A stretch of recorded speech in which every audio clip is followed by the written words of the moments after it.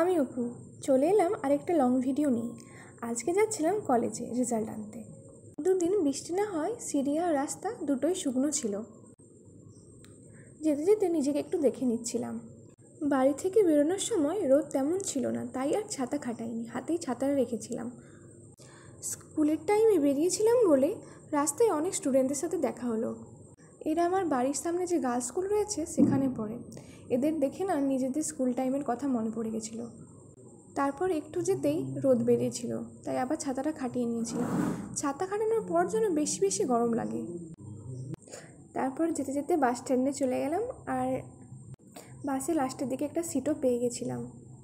আর একটু সানস্ক্রিন রেখেছিলাম, সেটাই ঘামের সাথে বেরিয়ে আসছিল, ওটাই দেখছিলাম। বাসে আজকে অতটা ভিড় ছিল না তেমন। আজ বাসটা কলেজের সামনে না গিয়ে মেছোগ্রাম হয়ে ঘুরে যাচ্ছিল। আজ ওয়েদারটা এত ভালো ছিল, আকাশ ছিল একদম পরিষ্কার, দেখছেন তো মেঘগুলো কি সুন্দর লাগছে। আর ওই মাছের আঁশের মতো যে মেঘগুলো, ওগুলোকে কি বলে বলুন তো, জানলে কমেন্টে বলুন। দেখতে দেখতে চলে এসেছিলাম কলেজে। এখানে আমার দুটি বান্ধবীর সাথে দেখা হয়ে গেছিলো, ওদের সাথেই লাইব্রেরিতে যাচ্ছিলাম। যেতে যেতে কলেজে ছোট্ট একটা ভিডিও করছিলাম, যে স্মৃতি হিসেবে রয়ে যাবে এগুলো। দেখতে দেখতে লাইব্রেরিতে পৌঁছে গেলাম। পাখার নিচেই বসেছিলাম, তাও কেমন গরম লাগছিল, এতটা এসেছি তো তাই। তারপর রেজাল্ট নেওয়ার জন্য যে ফর্মটা ফিল আপ করতে হয়, সেটা ফর্ম ফিল আপটা করে নিচ্ছিলাম। তারপরে আমার বান্ধবীর নেলসগুলো দেখছিলাম, কি সুন্দর না।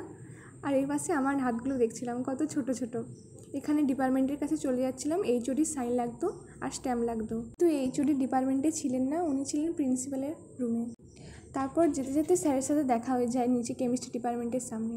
স্যার সেখানেই আমাদের সাইনটা করে দেয়। স্যার জিজ্ঞাসা করছিলেন কার কেমন রেজাল্ট হয়েছে। এটা হলো আমাদের কলেজের বিখ্যাত আমতলা।